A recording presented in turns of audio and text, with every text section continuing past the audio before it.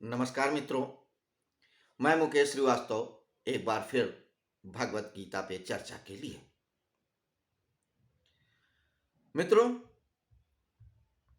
भगवान श्री कृष्ण के हाथ में आपने एक शस्त्र देखा होगा, उंगली पे सुदर्शन चक्र। कभी आपने इसके बारे में सोचा ये क्यों है, क्या प्रतीक है, क्या अर्थ है इसका? क्या यह सिर्फ एक आयुध है शत्रुओं का भेदन करने के लिए, या इसका कुछ और भी अर्थ है? अगर नहीं सोचा है तो आइए पहले इस पे थोड़ा सा चर्चा कर लें। एक्चुअली चक्र का अर्थ होता है एक घूमता हुआ पहिया। और सुदर्शन चक्र जब शस्त्र की बात करते हैं, एक्चुअली अस्त्र और शस्त्र दो शब्द हैं। एक हाथ से चलाए जाते हैं, तलवार गदा इस तरीके के, और एक उन्हें अस्त्र बोलते हैं, और जो फेंक के मारे जाते हैं जैसे भाला है, चक्र है, इनको शस्त्र बोलते हैं। तो ये शस्त्र है। सुदर्शन चक्र एक ऐसा ही शस्त्र है जो फेंक के मारा जाता है। लेकिन यहां पे एक दूसरा ही प्रतीक है जिस पे हम चर्चा करेंगे। एक्चुअली चक्र घूमता हुआ एक पहिया है जिसके किनारे बहुत तेज धार युक्त होते हैं जो शत्रु की गर्दन को काट देते हैं, वही चक्र है। तो चक्र में आप देखिए क्या विशेषताएं होती हैं। एक तो वो कि वो घूमता है। अगर कोई भी पहिया है वो घूम नहीं रहा हो तो वो सिर्फ एक पहिया कहलाएगा, चक्र नहीं कहलाएगा। चक्र तभी कहलाएगा जब उसमें गति होगी, रोटेशन होगा। ठीक। तो सुदर्शन चक्र यानी रोटेट करता हुआ एक पहिया, धारदार पहिया। ठीक। और इस चक्र की एक विशेषता और होती है। जब कोई पहिया घूम रहा होता है तो उसके केंद्र में जो धुरी होती है वो नहीं घूमती है, वो स्थिर रहती है, और परिधि घूमती है। तो ये जो संसार है इसको भी एक चक्र बोलते हैं, संसार चक्र जो घूम रहा है सतत, लगातार, हजारों युगों से, लाखों युगों से, करोड़ों साल से, और घूमता रहेगा अनंत काल तक। तो ये अनंत काल से जो घूमता हुआ चक्र है, जीवन चक्र, इसी को संसार चक्र बोलते हैं। इसी चक्र को भेदना होता है। तो इस चक्र में जो दो बिंदु बताए, एक स्थिर बिंदु जो केंद्र का होता है, एक्सेल का होता है, एक परिधि जिसकी चारों तरफ घूमता है। तो ये प्रतीक है।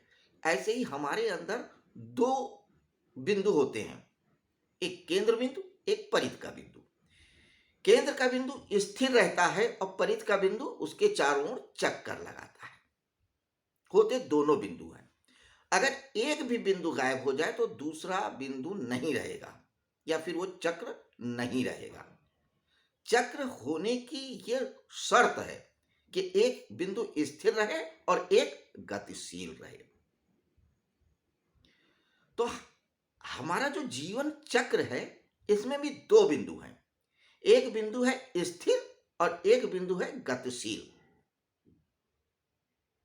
तो जो गतिशील है वो हमें दिखता है, अनुभव में आता है हमारी ज्ञानेंद्रियों के द्वारा, आंख, कान, नाक, मुंह, त्वचा के द्वारा।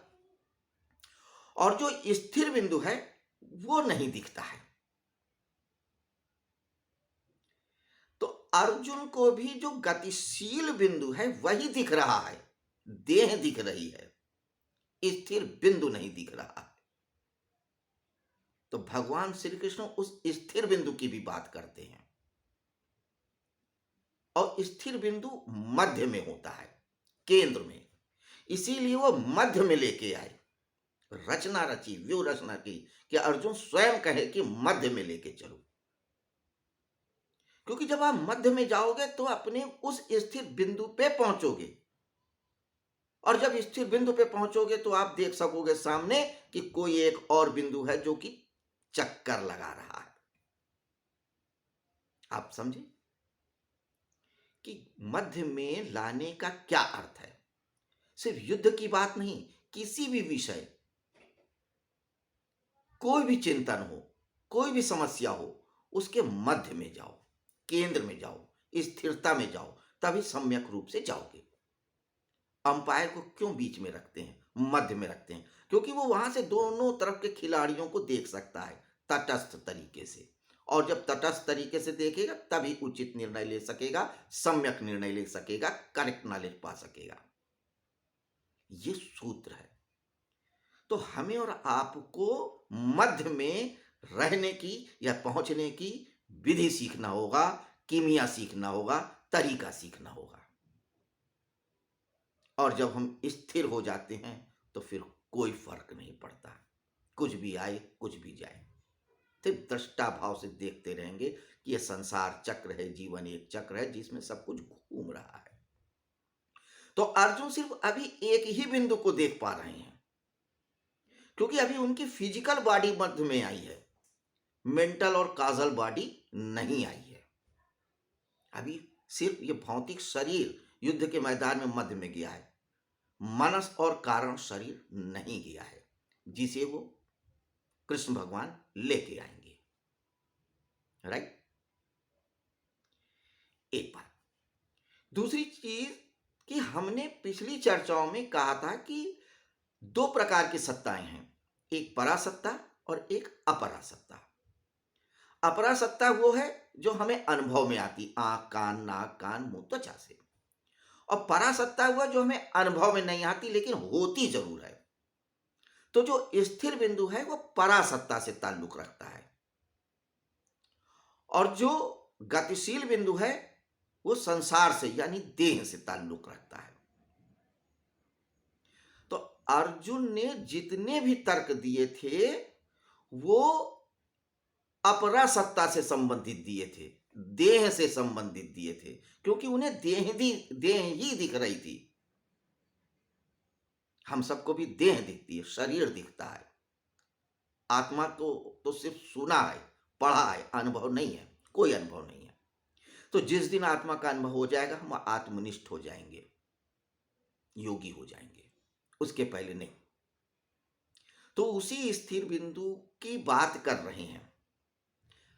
अब देखिए, चूंकि महात्मा अर्जुन सिर्फ गतिशील बिंदु की बात कर रहे हैं, देह की बात कर रहे हैं, क्योंकि देह तो सदा गतिशील है, रुकती नहीं है, हमेशा चलती रहती है।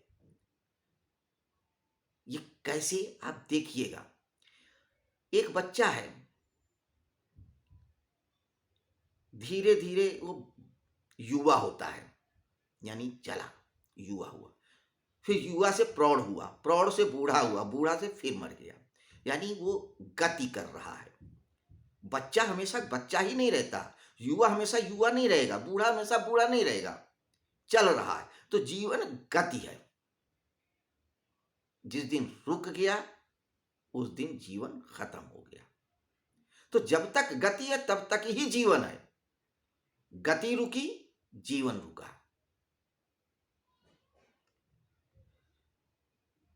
तो देखिए, हमने ये भी बात कही थी कि जीवन में व्यक्ति कोई भी एक ही नदी में दो बार नहीं उतर सकता, क्योंकि जैसे ही वो पैर डालेगा वो नदी आगे बढ़ चुकी होगी, पीछे का जल आ चुका होगा, वो दूसरी नदी होगी, आप उतर ही नहीं सकते। ऐसे ही जीवन में हमारे शरीर में प्रतिक्षण बदल रहा है।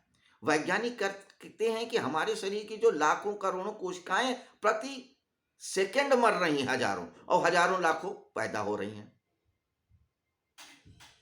अगर एक बच्चे को जो अभी अभी पैदा हुआ है उसकी फोटो ली जाए और वो 60 70 75 80 साल की जब यात्रा कर चुके, मृत्यु के कगार पे हो, तब उसकी फोटो ली जाए और कहा जाए देखो यही तुम थे, उसने अपने बचपन की फोटो नहीं देखी हो कभी, तो पहचान नहीं पाएगा कि ये मैं हूं, क्योंकि बचपन में उसके शरीर में जो भी कोशिकाएं थी, जो भी स्वरूप था, वो कुछ भी नहीं रहा, सब कुछ बदल गया। तो वो पुराना है ही नहीं है। तो क्या हुआ कि इसका मतलब कि जो बच्चा था वो बूढ़ा नहीं है, ये बूढ़ा जो दिख रहा है ये कोई दूसरा व्यक्ति है, लेकिन ऐसा नहीं कहते हैं, कहते मैं ही बूढ़ा हूँ। इसका मतलब कि कोई ऐसी चीज है जो स्थिर है, जो आपके अंदर थी, जो बचपने में थी, जो जवानी में थी, जो प्रौढ़ अवस्था में थी, वही बुढ़ापे में ही है और मृत्यु के बाद में भी रहेगी। वही स्थिर बिंदु है, वही आपका केंद्र है, वही आत्मन है। उसी के चारों ओर आप चक्कर लगाते हैं। तो हम लोग सिर्फ देह को देखते हैं, इसलिए देह की ही बातें करते हैं। देह के संदर्भ में ही सारे सुख दुख, अच्छा बुरा, धन कमाना ना कमाना, यश कमाना ना कमाना, मान अपमान, सब कुछ ही देह के संदर्भ में सोचते हैं, देह के परे नहीं सोचते हैं। तो ये जो गतिशील बिंदु है, इसको स्थिर बिंदु पे लाना था। फिजिकल बॉडी तो ले आए कृष्ण भगवान खींच काच करके, एक स्थितियां पैदा कर दिया कि वो मध्य में आए। मेंटल बॉडी, काजल बॉडी कैसे आए, अब वो उस पे कार्य कर रहे हैं, मध्य के बिंदु पे लाने की। तो अध्याय 2 यानी सांख्य योग के दूसरे योग से लेकर के 53वें श्लोक तक जो भी उन्होंने कहा, यानी कि भगवान श्री कृष्ण ने वो परिधि से केंद्र पे लाने की बाबत ही बताया है कि केंद्र क्या है और परिधि क्या है, परासत्ता क्या है, अपरासत्ता क्या है। अगर कोई चीज स्थिर है, अगर आप स्थिर हो तो जो परिधि है उसकी क्या चिंता करना, और अगर आप परिधि हो तो केंद्र की क्या चिंता करना। तो अगर देह मर रही है प्रतिक्षण, तो फिर उसको बचाना क्या, और बची ही रह जाना है, तो फिर चिंता क्या करना। यही तो उन्होंने 11 और 12वां श्लोक में कहा था कि अशोचान्य वशोचत्वम प्रज्ञावादांश भाषसे गतासून नाम सोचंती पंडिता।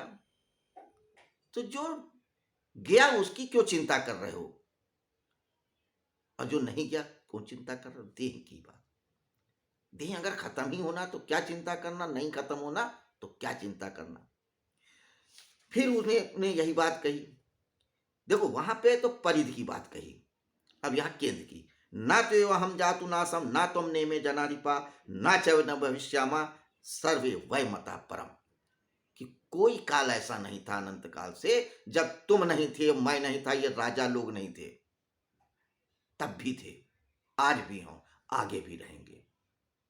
स्थिर है, कुछ तो स्थिर है, जिसे तुम देख रहे हो वो परिधि है, ये तो बदलती रहेगी। ये तो आपके अंदर के सेल्स हैं जो मरते रहेंगे, पैदा होते रहेंगे, लेकिन अंदर एक ऐसा सेल है आत्मन जो नहीं बदलता है, प्रलय होने तक खत्म ही नहीं होता है, अनंत काल तक रहता है।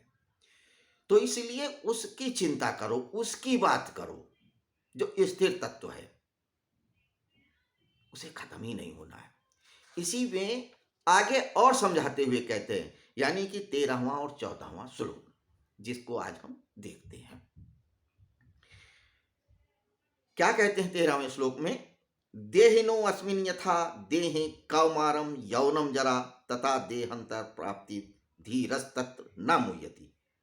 देहिनो अस्मिन् यथा, देहिना देहधारी के, अस्मिन इस मनुष्य शरीर में, देह मनुष्य शरीर में, यथा जैसे, कौमारम बालक अवस्था, यौनम जवानी, जरा वृद्धावस्था, तथा देहांतर प्राप्ति मृत्यु के बाद दूसरे शरीर की प्राप्ति होती है। इस विषय में धीर मनुष्य, विद्वान मनुष्य मोहित नहीं होते हैं। जो वास्तव में विद्वान है वो तो ये जानते हैं कि हमारे अंदर जो कुछ था, जो स्थिर बिंदु है, वही बालक था, फिर अब युवा हुआ, वृद्ध होगा, मरेगा, फिर दूसरा शरीर लेगा, ये चलता ही रहेगा चक्र, डूबियस चक्र, चक्र चलते ही रहना, रुकना ही नहीं है। क्या चिंता करना, यही कह रहे हैं, इसको ध्यान दें। तो हम लोग परासत्ता और अपरासत्ता के योग हैं। हमारे अंदर एक स्थिर बिंदु और एक गतिशील बिंदु होता है, हमें दोनों का ध्यान रखना होगा, दोनों ही के मध्य में होना चाहिए, यानी स्थिर बिंदु पे रहेंगे। जब स्थिर बिंदु में रहेंगे तभी हम योगी हैं। मध्य में हो, आगे कहते भी समत्वम योग उच्यते, स्थित प्रज्ञ की बात कहते हैं। स्थित हो जाओ, प्रज्ञावान यानी वो विद्वान, वो ज्ञानी हो जाए जो स्थित है अपने केंद्र पे, अपने आप में, वही स्थित प्रज्ञ है। जो अपने आप में स्थित नहीं है वो अर्जुन है, डावाडोल होता रहेगा। अभी सोचेगा युद्ध करें, फिर सोचेगा युद्ध ना करें, अभी सोचेगा संसार अच्छा है, फिर सोचेगा वैराग्य अच्छा है। निश्चय ही नहीं कर पाएगा, अनिश्चय की स्थिति में रहेगा। लेकिन जब वो अपनी सत्ता सौंप देता है भगवान श्री कृष्ण के आगे, अपना रथ सौंप देता है, ये शरीर रथ ही तो है, 10 रथ, 10 इंद्रियां ही इसको हाँक रही हैं, 10 पहिए हैं, 4 घोड़े हैं, 10 इंद्रियां उसके पहिए हैं, 4 घोड़े, काम, ये धर्म अर्थ काम मोक्ष उसके घोड़े चला रहे हैं। चालक कौन है, सारथी कौन है, परमात्मा है। आप और हम नहीं। आप और हम तो अर्जुन की तरह आराम से बैठे हैं। आप जब गाड़ी पे चलते हैं तो टेंशन किसको रहती है, परमात्मा को रहती है, ड्राइवर को रहती है, बैठने वाले को नहीं होती। बैठने वाला तो बस बैठा है, भैया यहाँ पहुंचा दो। ड्राइवर ही चिंता करता है, कहाँ ब्रेक लगाना है, कहाँ एक्सीलेटर लगाना है, कहाँ मोड़ना है, कहाँ पे रुकना है, कहाँ बचाना है। ड्राइवर, सारी टेंशन उसकी। आप तो आराम से बैक सीट में बैठ करके सोते चले जाते हो, गाना सुनते रहते हो। ऐसे ही परमात्मा है। जैसे ही आप अपने शरीर का रथ परमात्मा को सौंप दोगे, वो सारथी बन जाएगा। आप आराम से बैक सीट पे बैठ करके सोते हुए, गाना सुनते हुए चले जाओ। कितनी अच्छी व्यवस्था है।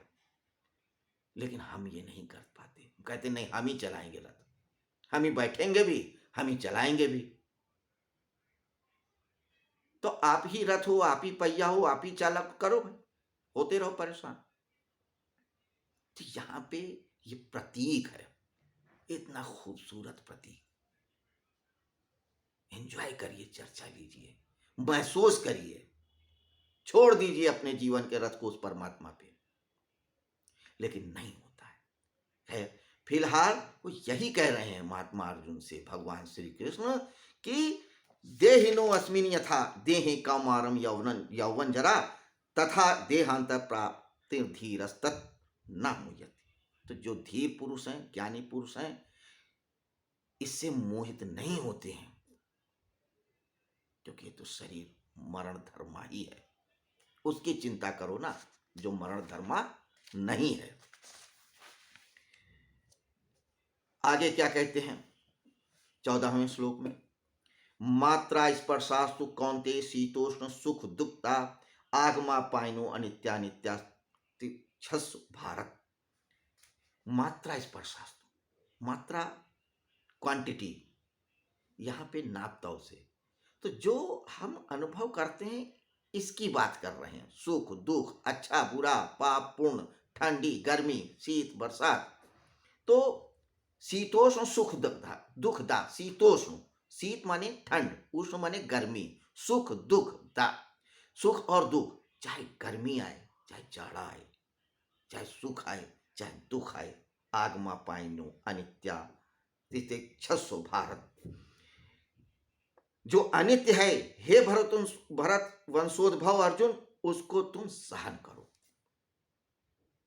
तो जब आप केंद्र में होते हो तो आप परेशान नहीं होते हो। अगर आता है तो उसको बस सहन करो कि ये तो एक प्रकृति का नियम है। शीतोष्ण सुख दुखता, ठंडी और गर्मी की बात कर रहे हैं। हालांकि यहां शाब्दिक अर्थ नहीं लेना चाहिए, लेकिन शाब्दिक अर्थ भी ले लो, क्योंकि बहुत से ऐसे ज्ञानी होते हैं कि ठंड को और गर्मी को भी नहीं बर्दाश्त कर पाते। जरा सा फिजिकल पेन हुआ, क्या हो गया, विचलित हो जाते हैं, परेशान हो जाने चाहिए। जरा सी गर्मी बर्दाश्त नहीं है, एसी लगा लो, 2 एसी लगा लो, 3 एसी लगा लो, ऑफिस में लगा लो, कार में लगा लो, सहन ही नहीं है। जरा सा ठंडी बड़ी, हीटर लगा लो, ब्लोअर लगा लो, ऑफिस में लगा लो, कार में लगा लो, बस चले तो पूरे शरीर में लगा लें ब्लोअर। सही नहीं पा रहे हैं। न जरा सा दुख, न जरा सा सुख। जरा सा सुख आ गया, फूले नहीं समा पा रहे, पचा ही नहीं पा रहे हैं, घमंड और गुमान से भरे जा रहे हैं। जरा सा दुख आ गया, रोने लगे, कलपने लगे, परेशान हो गए। परिधि में हुआ, जो घूम रहा है, जो चल रहा है, उससे अटैच्ड हो। क्योंकि जो परिवर्तित हो रहा है वो परिधि पे हो रहा है। परिधि, परिवर्तन, प्रकृति, पा, सब परिवर्तन हो रहा है। प्रकृति हर पल बदल रही है। अभी जाड़ा है, फिर गर्मी आएगी, फिर बरसात आएगी, फिर जाड़ा, फिर गर्मी, फिर बरसात। सुख है, सुख के बाद दुख आएगा, दुख के बाद सुख आएगा, चलता ही रहेगा, अनंत काल तक चलेगा। तो कहते हैं कि आप प्रज्ञावान बनो, आप इसको सहो केंद्र में रह के। और जब आप केंद्र में रहोगे तो कोई बड़ी बात नहीं रहेगी। तिब्बत में जब साधना कराते हैं तो वहां पे कड़ाके की ठंड में, बर्फ के बीच में भी साधक को खड़ा कर देते हैं और कहते हैं अपने अंदर इतनी गर्मी लेके आओ कि आपके ऊपर अगर गीले कपड़े भी डाले जाएं तो सूख जाएं।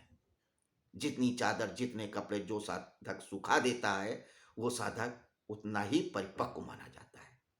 हठ योग में भी तमाम कष्ट सहते हैं। कोई कांटे पे लेटा है, कोई एक हाथ ऊपर उठा के लेटा है, कि कोई एक पैर पे खड़ा है वर्षों से, कोई अपनी आंखें बंद कर लेता है, कोई फोड़ लेता है, कोई मुंह बंद कर लेता है, जबान बंद कर लेता है। सब कष्ट दे रहा है। क्यों? क्योंकि वो दुख झेलना चाहता है कि दुख आ रहा है तो उसको झेलें, कठिनाई से परेशान ना हो, हम अपने केंद्र में जाएं। तो हठ योग में जो ये कष्ट देने की बात है वो इसीलिए कि दुख आपको परेशान ना करे। सुख तो परेशान करता ही नहीं है। तो जब आप दुख को झेलने की, सहने की क्षमता इकट्ठा कर लेंगे तो आप अपने धीरे धीरे केंद्र में आते चले जाएंगे। ये सिद्धांत है। इसी सिद्धांत की चर्चा कर रहे हैं कि हमें अपने केंद्र में जाना चाहिए, सुख दुख सहन करने की क्षमता रखना चाहिए। ये मरण धर्मा देह की चिंता नहीं करना चाहिए। अगर ये मर रहा है तो क्या चिंता करना, नहीं मरने वाला है तो क्या चिंता करना। यही तो 11वें, 12वें, 13वें, 14वें श्लोकों पे हमने चर्चा किया। 17वें श्लोक तक यही देह और देही की बात करते हैं, फिर उसको किसी दूसरे तरीके से समझाते हैं, अन्वय और व्यतिरेक दृष्टिकोण से। भगवान श्री कृष्ण की ये अनूठी शैली है। एक ही बात को कई तरीके से समझाते हैं। पहले उसके पक्ष पे करेंगे, फिर विपक्ष पे करेंगे, कभी विपक्ष पे करेंगे, फिर पक्ष की बात करेंगे, फिर निर्णय देंगे। शिक्षण का सही तरीका बताते हैं। जब किसी को शिक्षा देनी हो तो पहले उसके पक्ष पे बात करो, फिर विपक्ष पे बात करो, फिर निर्णय दो, सम्यक। या पहले विपक्ष पे बात करो, उसकी कमियों पे, फिर उसकी खूबियों पे, और फिर निर्णय दो। यही तो करेक्ट नॉलेज है, यही तो सम्यक ज्ञान है, यही तो सांख्य योग है। रही योग की बात तो हम योग ही हैं, परासत्ता के और अपरासत्ता के। कहीं से खंड नहीं है। खंड तो हमने अपने आप को जान लिया है, वरना खंडित हो ही नहीं सकते, हैं ही नहीं। तो आज फिलहाल इन्हीं दो श्लोकों पे, बाकी आगे भगवान श्री कृष्ण क्या सिखाते हैं, क्या सुनते हैं महात्मा अर्जुन, इस पर चर्चा करेंगे। क्योंकि सम्यक ज्ञान अभी 53वें श्लोक पर है तक है। उसके बाद दूसरे और विषय हैं, शंकाएं हैं, अर्जुन की समाधान है, फिर उनके चर्चा चलती रहेगी। लेकिन गीता का जो उपदेश है इन्हीं 11वें श्लोक से 53वें श्लोक तक में है, जिनकी चर्चा हम कर रहे हैं। अगर बात सिर्फ इन्हीं 43 श्लोक में समझ में आ जाती तो 700 श्लोकों तक लंबी नहीं खींचती, लेकिन हमारा अहंकार आड़े आ जाता है, कहीं ना कहीं हमारी नासमझी आड़े आ जाती है, कहीं ना कहीं, इसलिए वो विस्तार लेती गई 700 श्लोकों तक। हालांकि सिर्फ यही कारण नहीं था, और भी बहुत सारे कारण हैं, क्योंकि भगवान श्री कृष्ण को इसी भगवत गीता में विज्ञान भी देना था, ज्ञान भी देना था, पूरा का पूरा अध्यात्म देना था। तो पूरा ज्ञान, पूरा अध्यात्म, पूरी फिजियोलॉजी 700 श्लोकों में ही आ सकती थी, इसलिए वो विस्तार कराते चले गए, शंकाएं कराते चले गए, समाधान करते चले गए। उन्हीं शंकाओं, समाधान और विस्तार पे हम चर्चा करेंगे दूर तक, देर तक, लेकिन फिलहाल इतना ही। प्रणाम, नमस्कार।